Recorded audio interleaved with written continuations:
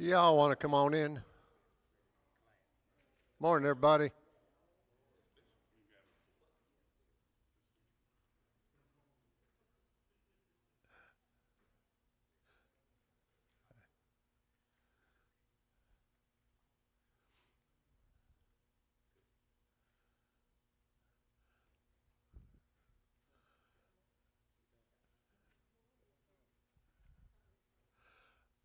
Okay, do we have anybody that we need to call out in particular for prayer this morning? Besides Edward and his wayward shoulder?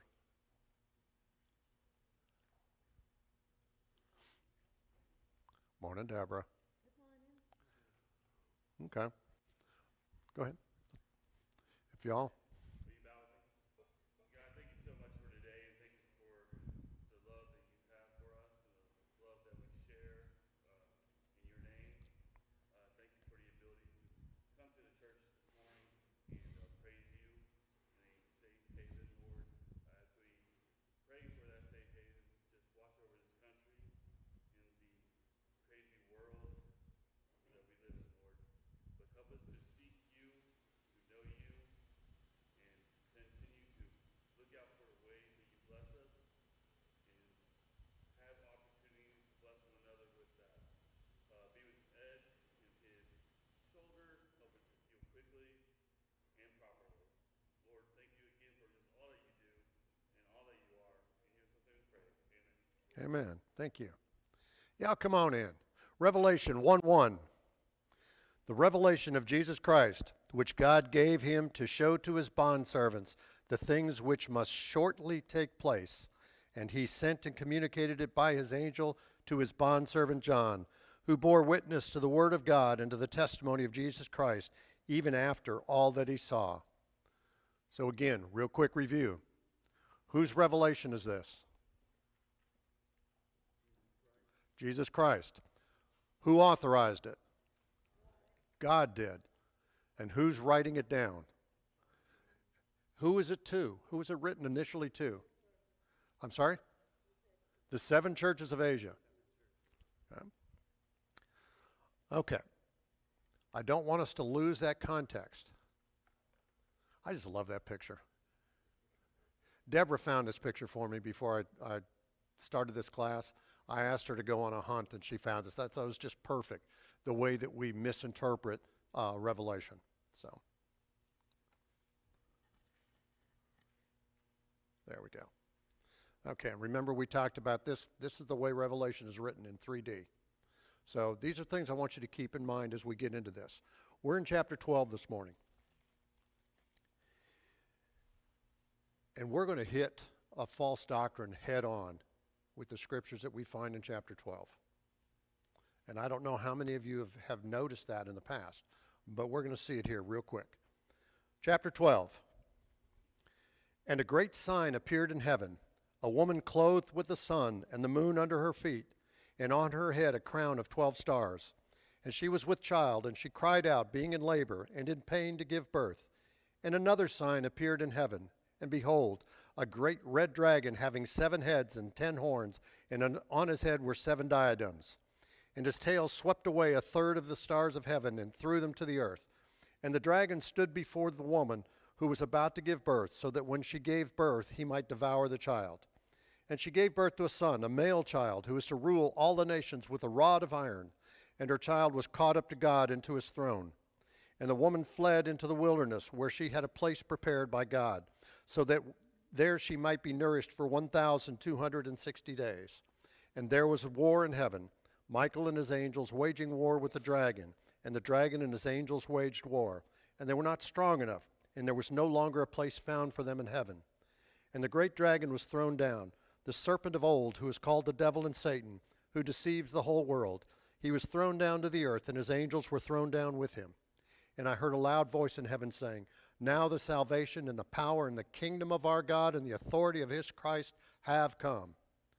For the accuser of our brethren has been thrown down, who accuses them before our God day and night. And they overcame him because of the blood of the Lamb and because of the word of their testimony, and they did not love their life even to death. For this reason rejoice, O heavens, and you who dwell in them. Woe to the earth and the sea, because the devil has come down to you, having great wrath, knowing that he has only a short time. And when the dragon saw that he was thrown down to the earth, he persecuted the woman who gave birth to the male child. And the 2 wings of the great eagle were given to the woman in order that she might fly to the wilderness to her place, where she was nourished for a time and times and a half from the presence of the serpent. And the serpent poured water like a river out of his mouth after the woman, so that he might cause her to be swept away with the flood. And the earth helped the woman, and the earth opened its mouth and drank up the river which the dragon poured out of his mouth. And the dragon was enraged with the woman and went off to make war with the rest of her offspring, who keep the commandments of God and hold to the testimony of Jesus. Okay.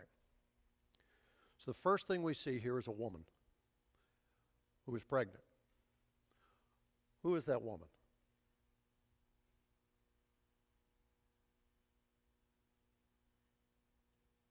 It's Israel. It's Israel. Okay? It's Israel. Having the 12, the crown of 12 stars. What are the 12 stars? The 12 tribes. Okay, so who is the child? Christ. Absolutely. Didn't Christ come from the lineage of Israel? So this is how we know this, in this case, that this bride, this woman, is not the church. Because Christ came from the lineage of Judah. Okay? The church came from Christ, not the other way around. So it just follows. Okay? The dragon. We're even told who the dragon is. Who is the dragon? Satan. Okay? It's very clear the dragon is Satan. In fact, down in the chapter, it calls him out specifically.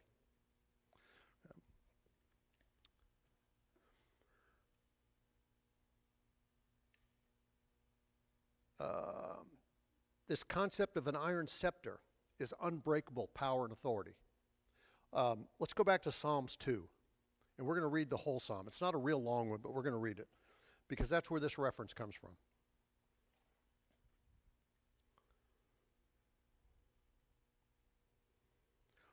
Why are the nations in an uproar, and the peoples devising a vain thing? The kings of the earth take their stand, and the rulers take counsel together against the Lord and against his anointed. Let us tear their fetters apart and cast away their cords from us. He who sits in the heavens laughs, and the Lord scoffs at them. Then he will speak to them in his anger and terrify them in his fury. But as for me, I have installed my king upon Zion, my holy mountain. I will surely tell of the decree of the Lord. He said to me, Thou art my son, today I have begotten thee. Ask of me, and I will surely give the nations as thine inheritance, and the very ends of the earth as thy possession. Thou shalt break them with the rod of iron, and thou shalt scatter them like earthenware. Now therefore, O kings, show discernment, take warning, O judges of the earth. Worship the Lord with reverence, and rejoice with trembling. Do homage to the Son, lest he become angry, and you perish in the way, for his wrath may soon be kindled. How blessed are all who take refuge in him. In verse 9, this rod of iron, in the Septuagint and the Syriac, read iron scepter, identical to the language used in Revelation. So,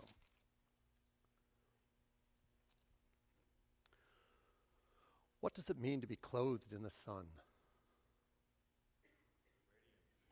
Radiance. Whose radiance? God's radiance. Yeah. Absolutely. Absolutely. And you can't separate those two. You can't separate purity and radiance when you speak of God. And so that's this picture. This woman, Israel, stood in the radiance of God.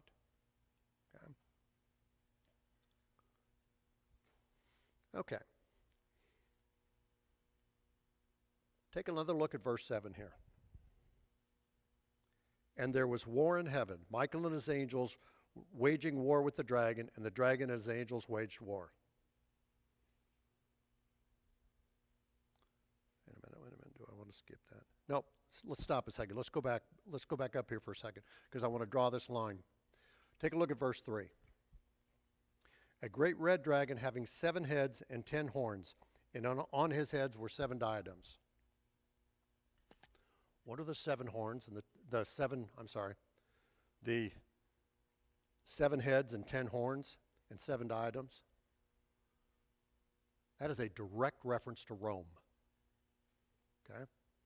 It's a reference to 7 kings, the 7 hills that Rome sat on, to future kings, and to kings that had already existed.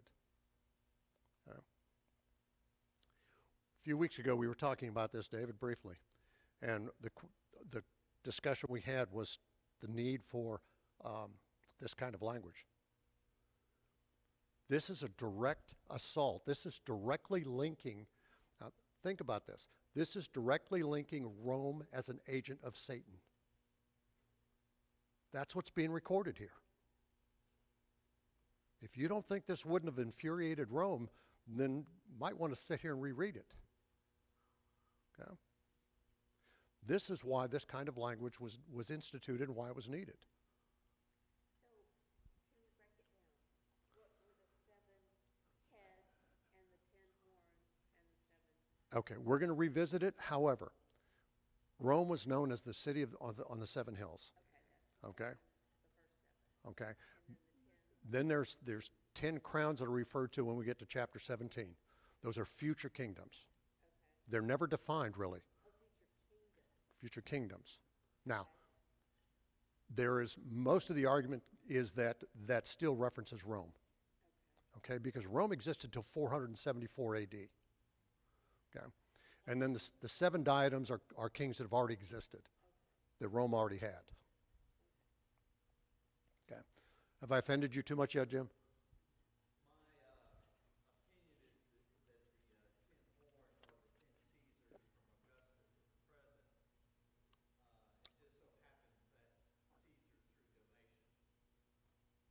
I think it goes before that. I don't disagree with your conclusion, but I think it starts before that. But we'll get to there. We'll get there when we get into chapter 17 for more of it. But nonetheless, 7 kingdoms, or 7 kings, the 7 hills, and then the future kings. Again, imagine being a Christian in the 1st century, and you're passing around a copy of this where you're calling Rome Satan's agent. Huh? Yeah. Yes, ma'am. The city on the 7 hills. Rome called themselves the city of the 7 hills. That's nothing that was tagged onto them. They called themselves that because Rome sat amidst 7 mountains, hills that surrounded the city. And that's where that name came from. Okay. These diadems were lesser crowns. They were not the same crown that we saw earlier in the book that referenced Christ and that referenced the elders.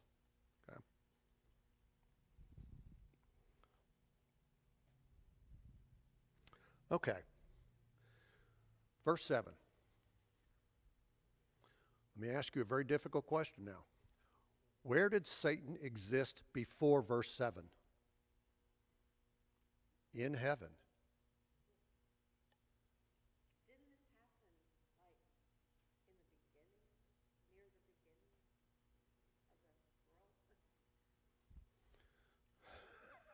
world? The beginning of our world or the beginning of God's world? Okay? So whether we want to try to put a pin on that in some 3D timeline, I'm not willing to do that. Yeah. Okay? But didn't he throw Satan out and then Satan tempted Eve? Well, we see that in verse 8, and could that be a re-reference back to the creation?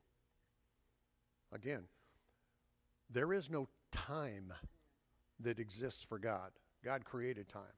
So we have to be careful when we try to draw a straight line. That's why I found this picture. All we know for, yes, sir. That God being from everlasting to everlasting. Mm-hmm. But when God spoke and said, let there be, time started. Mm-hmm. Point. Mm-hmm. Satan was at that particular moment, was he still the archangel, or had he actually wanted to sit and take over the throne of God at that particular time?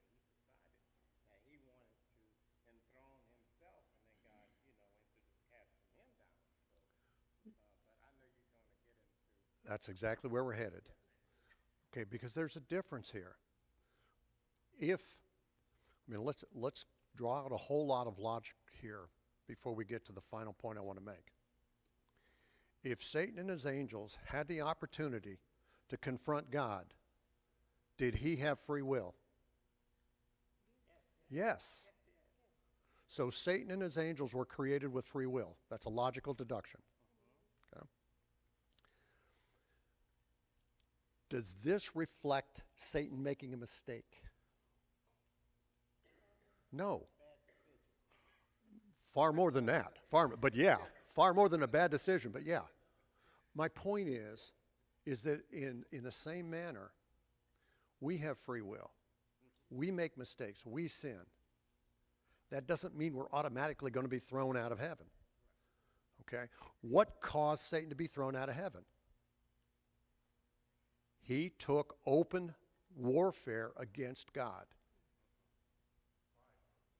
I'm sorry? Pride first, yeah. Yeah. Okay. It says, after this paragraph about Rome, it says, then this war happened. Yeah. I'm on this straight line, I know.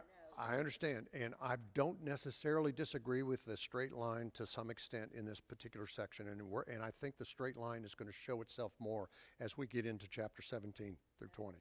Okay, so just kind of hold on to the thought. That's why I didn't bring up from creation with Eve, because even though it could have, I think there's a more defined context that we find in these scriptures. Yes, Edward. Thinking about John and trying to have him make sense of this. Mm-hmm. He's seeing God's history, and he is trying to put his finite linear mind into that Mm-hmm. to make sense of it. Yeah. So there's going to be some possibly disconnect in his understanding. There is the possibility of a disconnect in a direct timeline, yes. Yes. I'm not saying that it's true, because God's infinite, but Yeah. who can understand the mind of God? Not me. I can barely understand mine. And I sure don't understand my wife's. Yes, sir. In my notes, I have for 7 and 8, this is a heavenly reflection of earthly conflict. A heavenly reflection of earthly conflict. Okay.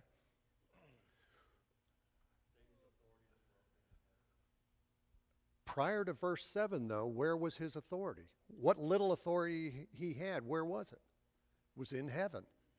I don't want you to forget that. I don't want you to miss this point, because I'm about to slam false doctrine real quick here. You got Job 1 where Satan comes into the throne room and has a discussion with God, right? Yes. Yes. After Adam and Eve. Yes, Edward's referring to Job 1. I actually have Job 2 in my notes, but yes. Yeah, Doug. You mentioned about whether Satan was created or not, or something of that nature. I said Satan and his angels were created with free will. Yes.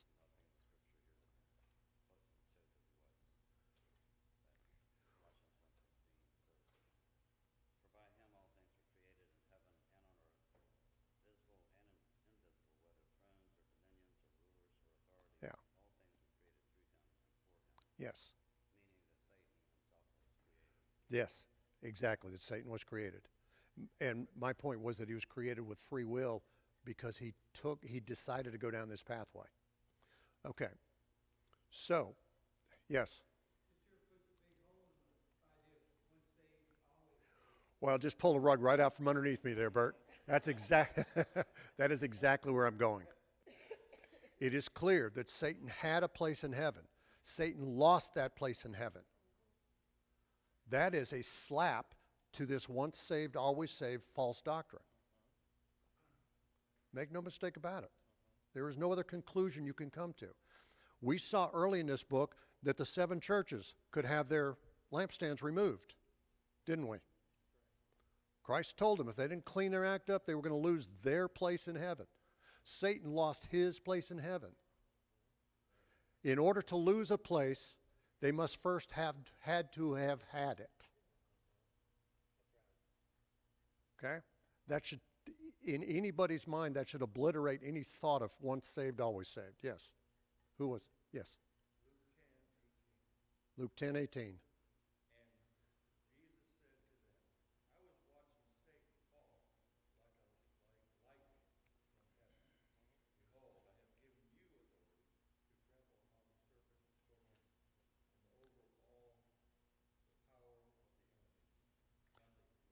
And if I'm not mistaken, Jesus was speaking to his disciples, wasn't he? Yes.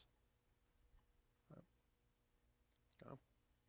Let that resonate the next time you come across someone that has the false conclusion of once saved, always saved. Yes. No.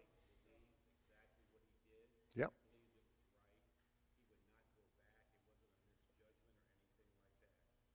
I also agree with you about once saved, always saved, but in Satan's case, he's happy where he is. There's an old saying, Satan, and it's not in the Bible, but it basically goes like this: better to rule in hell than to serve in heaven. And that was his mantra. Yes.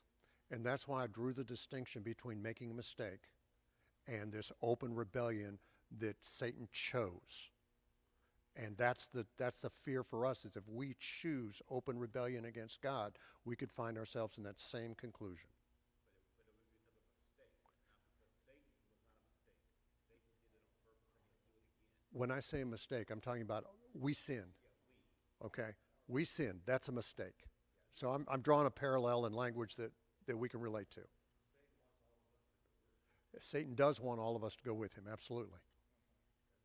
Yeah. Yeah. And I say that because when we sin, when we make a mistake, what covers us? The blood of Christ does, absolutely. And it continues to cover us. Distinguish the difference between a mistake and a bad decision. Oh, I don't know. I can distinguish those two. I can distinguish the difference between open rebellion to God and a bad decision. But I don't know that I can. I think those two terms almost become synonymous. Because when you make a bad decision, you end up making a mistake. We were saying, Scripture says that if we willfully sin, Mm-hmm. that's a whole different dynamic that is involved here with the end game of what's going to happen to us when we do such a thing.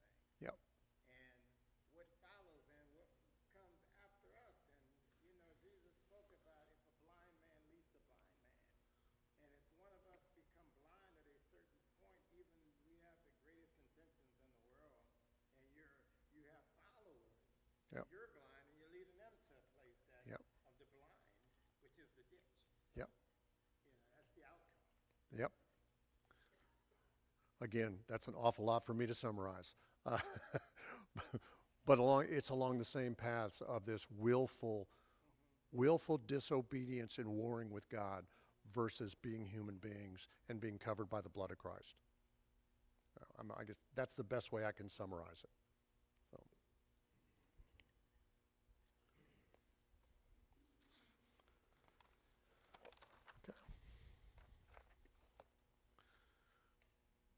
Okay. We talked about this. Roman called itself the city of seven hills. There were some interpretations of these crowns were more like headbands than actual crowns, which falls right in line with the context of the description of Satan.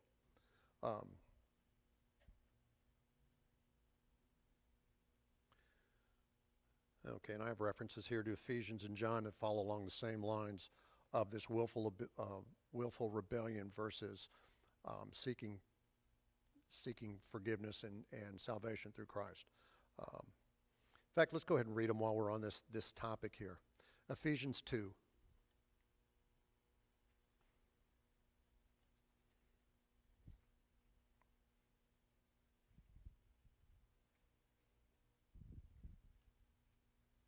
(1 through 3). As for you, You were dead in your transgressions and sins in which you used to live when you followed the ways of this world and of the ruler of the kingdom of the air and the spirit who is now at work in all of those who are disobedient.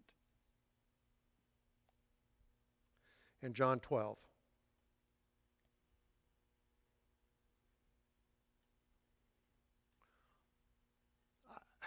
I guess when I dug into this was the first time I really read this passage. John 12, beginning in verse 27. And I think it helps us understand why there is unfortunately so many people in the world that are blind. I think it falls right along with this passage. Beginning in verse 27, now my soul is troubled. And what shall I say? Father, save me from this hour? This is Jesus speaking. No, it was for this very reason I came to this hour. Father, glorify your name. Then a voice came from heaven. I have glorified it and will glorify it again. The crowd that was there heard it and said it had thundered. Others said an angel had spoken to him. Jesus said, the voice was for your benefit, not mine. Now is the time for judgment on this world. Now the prince of this world will be driven out. And when I am lifted up from the earth, I will draw all people to myself. He said this to show the kind of death he was going to die. We wonder why we have conversations with some people and we just cannot get them to understand what the scriptures are saying. Because they heard thunder. They didn't hear an angel speaking. And that comes down to obedience, our obedience. If we're going to hear the angel speaking, we have to be obedient to Christ. Yeah. And I think that's the picture that John recorded here, that Christ put out. Okay. Now let's go back to what Edward was talking about. When we talk about this battle, this picturesque battle here, of one of the very, very, very few times an archangel is actually called out and identified. Where here he says Michael. Okay. So the archangel Michael leads this battle of God's soldiers against Satan and his. And with the power of God, they threw Satan out. Okay. In terms of that line, that timeline, Job was an interesting example. Let's go to Job 1. I'm sorry, it is 1, not 2. It was Psalms 2, Job 1.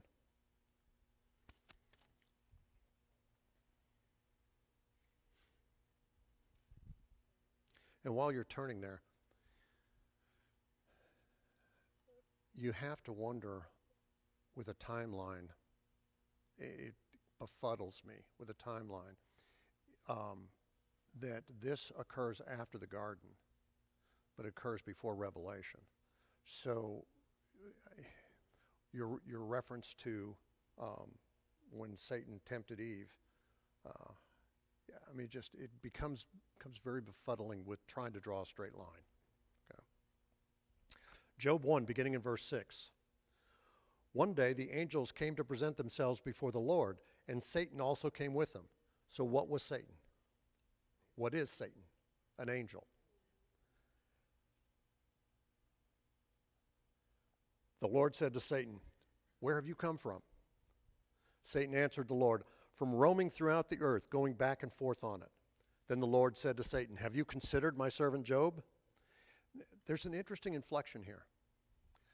God already has figured out that Satan's going to decide to war against him, because he begins to set him up here. Yeah? There is no one on earth like him. He is blameless and upright, a man who fears God and shuns evil. Does Job fear God for nothing? Satan replied. Have you not put a hedge around him and his household and everything he has? You have blessed the work of his hands, so that his flocks and his herds are spread throughout the land. But now stretch out your hand and strike everything he has, and he will surely curse you to your face. The Lord said to Satan, very well then. Everything he has is in your power, but the man himself do not lay a finger. Okay. That verse 12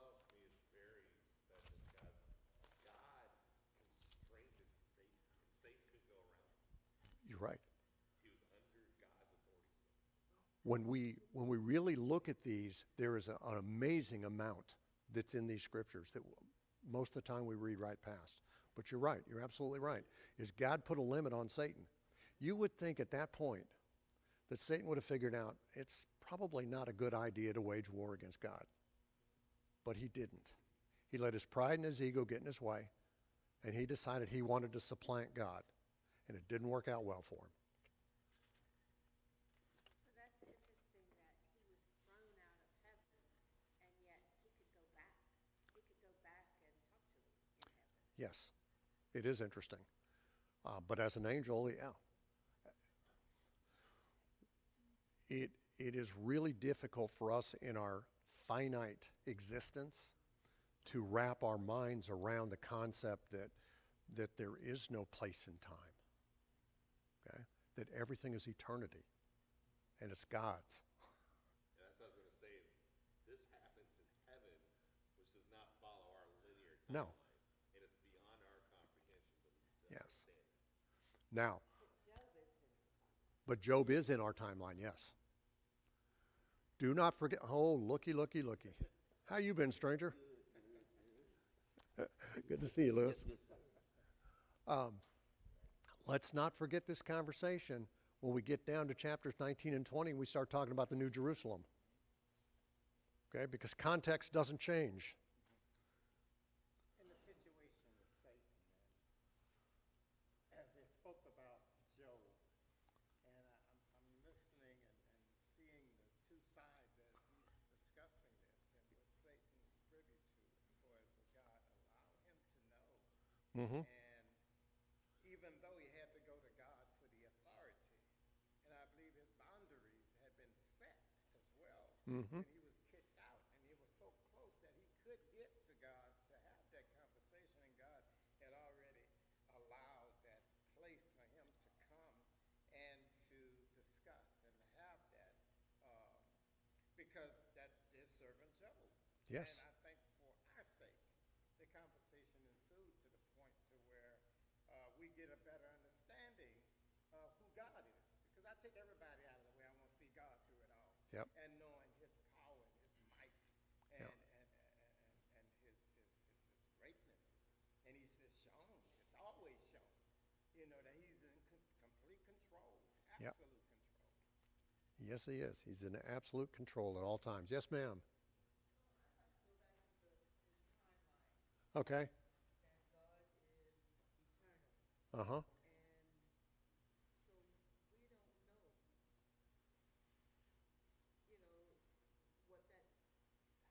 what that timeline really is. We don't know how long God existed before he decided to create man. Well, we do. God says he always was. Right, he always was, but how long was that before he decided? We can't put a year designation on it because God created that calendar. Right, that's what I'm saying. So, yeah. So, and then he created man and everything, the earth with age. So, like we don't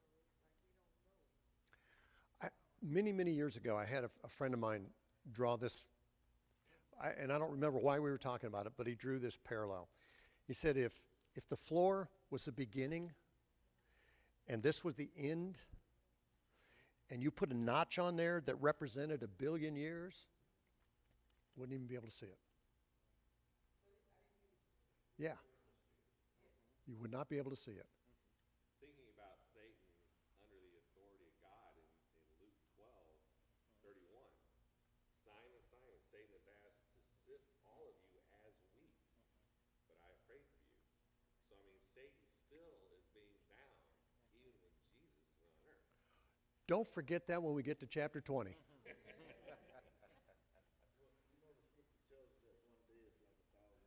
Mm-hmm. There is not. That's correct.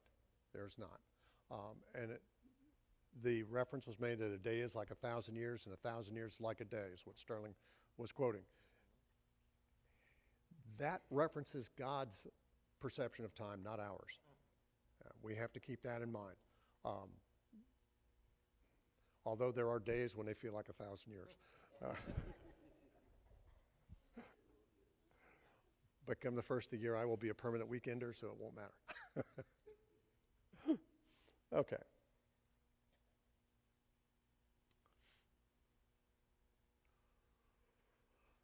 So according to chapter 12, when did Satan begin to attack Christ? I'm sorry? Before he was born. Yeah. Yeah. Okay.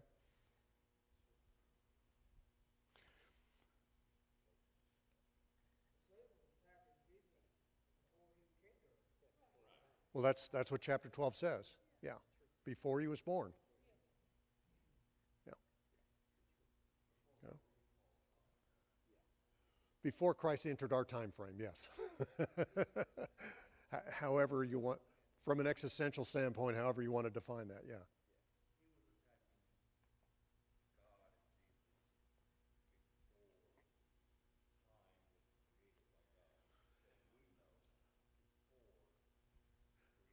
We get back to this, and it's a relationship to our timeline, okay?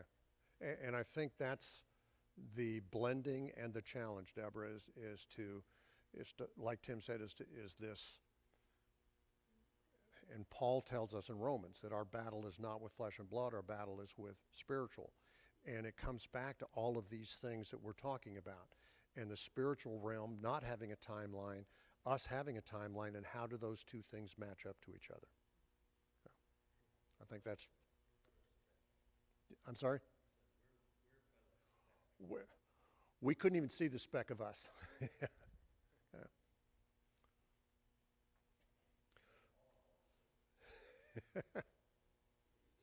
In 17, verse 17, the dragon was enraged with the woman and went off to make war with the rest of her offspring who keep the commandments of God. Who's he talking about? The church. Actually, I'd like to look real quick at verse 10 and 11. Okay. That's very encouraging to me. Now, the salvation and the power of the kingdom of our God and the authority of Christ have come. All that, past tense, it completed. Yep. It's already done. It's, So when people say, well, the kingdom of God will come with a 1,000-year reign. No, it's already done. yeah. And you weren't here last week, but that point came up in chapter 11, where it says Christ, it uses present tense, that Christ has taken his throne. And this is a follow-up to that. Yeah. At the time of the writing of this book, Christ had already taken his throne and ruled his kingdom. Yes.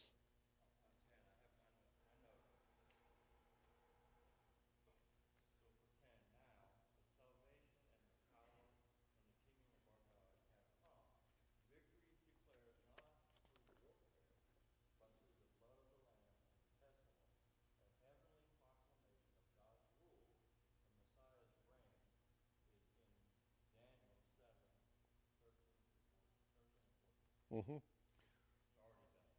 Yeah. Tim's reference goes back to Daniel 13 and 14. Yeah. Daniel 7, I'm sorry, verses 13 and 14. As I go through the week and I ponder and meditate on the lesson that's coming up, and I go back and review notes and add things, very seldom deleting anything, if you haven't noticed, something came upon me. And I'm going to throw this out here just to make you all have a headache too.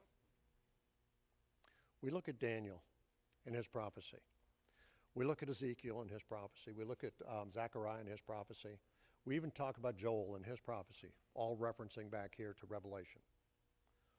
But I don't think we spend enough time talking about Jesus and his prophecy. This is the revelation of Christ. Why wouldn't it have direct reference to the I just lost my word, and to the prophecy of Christ during his life? Yeah, think about that. And we can look to Matthew 24 for a lot of his prophecy. Yeah.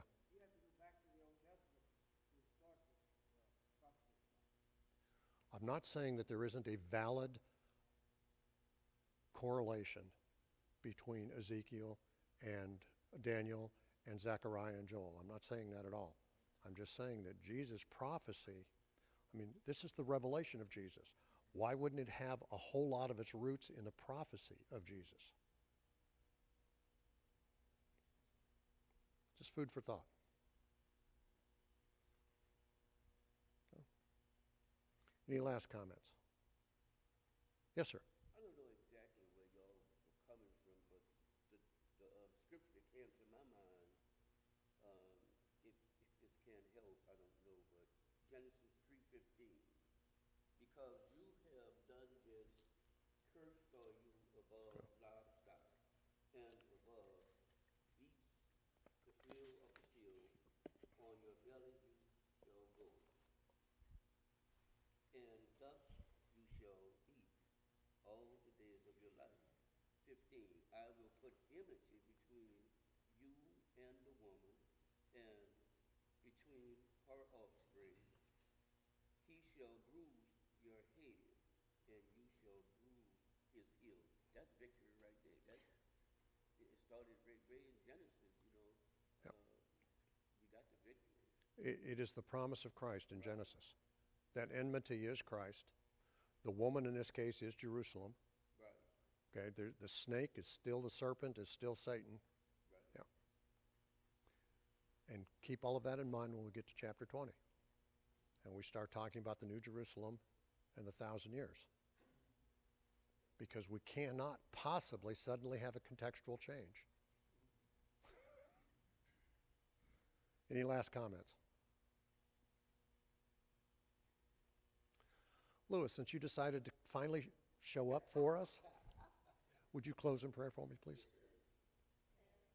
Oh, hold on. Yes.